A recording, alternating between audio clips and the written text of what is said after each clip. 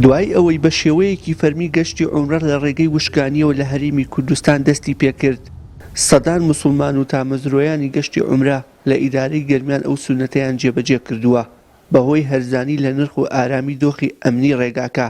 ئاوارە لەم ساڵدا دووجار سەردانی عەرەبستانی سەعودی کردووە و دەڵێت پەشیمان نیم لە سەفەری عومرە بە ڕێگەی وشکانی.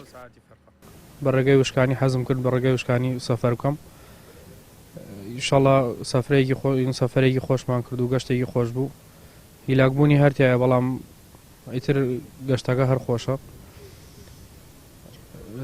تقریباً 28 ساعت بۆ 30 ساعتمان پێچوو لە ڕێگایش سراحەتێکی باشمانە کرد. ئەمە دووەم جارمە بە ڕێگەی وشکانی ڕۆ.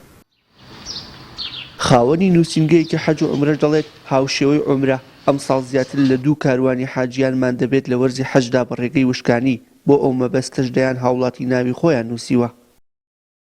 ئەم ساڵ لەوانەیە لە 1000 حاجی زیاتر ڕویان کردێ لای ئێمە فەزڵ بۆ خوا چی بە وشکانی چی بە فڕۆکە.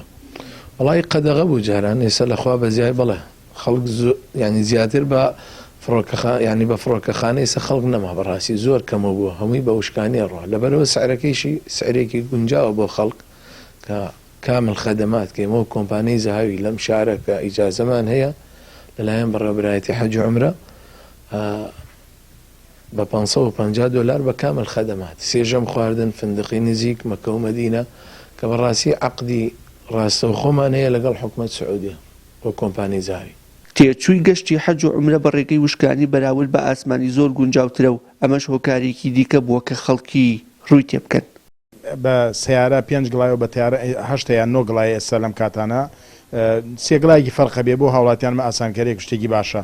حەجەکە ئیمساڵ دیار حەج ئیمساڵ دیاری کراوە ئەوەی کەوا بە تیارە بچێ 6,350,000 ئەوەی بە سیارە بچێ ملیۆنێک کەمترە تقریبا 1,100,000 کەمترە 5,200,000.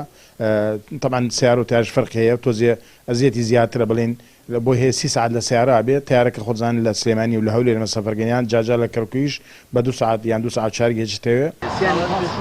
بەڕێوەبەری نووسینگەی گەرمیانی بەڕێوەبەرایەتی حەج و عومرەی هەرێم دەڵێت خواست بۆ ئەنجامدانی گەشتی عومرە و حەج بە ڕێگەی وشکانی زۆر زیاتی کردووە و خۆشحاڵیشە کە نرخی هەردوو گەشتەکە تا ڕادەیەک تێچۆکەی لەسەر موسڵمانان کەم بووەتەوە.